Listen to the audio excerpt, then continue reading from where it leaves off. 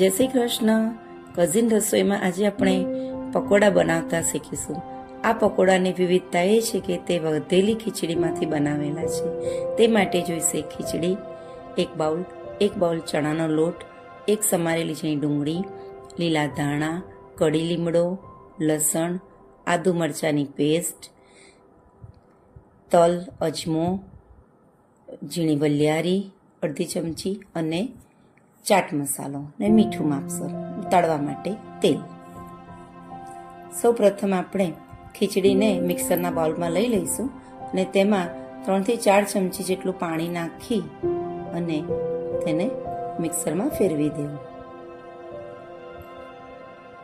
આ મિક્સર તૈયાર થઈ જાય એટલે તેમાં એને એક વાસણમાં લઈ લેવું. તેમાં ચણાનો લોટ,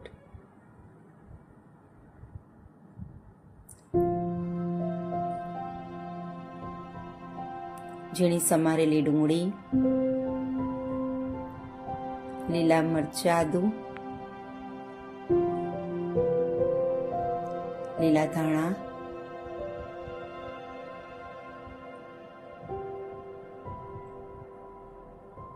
લસણ વાટેલું, વરિયાળી, અજમો અને તલ,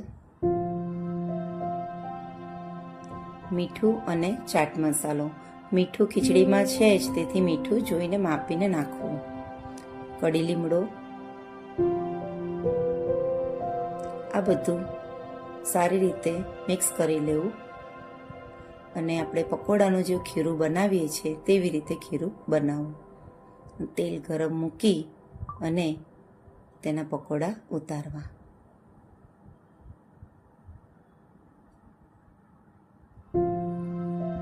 આ પકોડા ખૂબ જ સરસ થાય છે.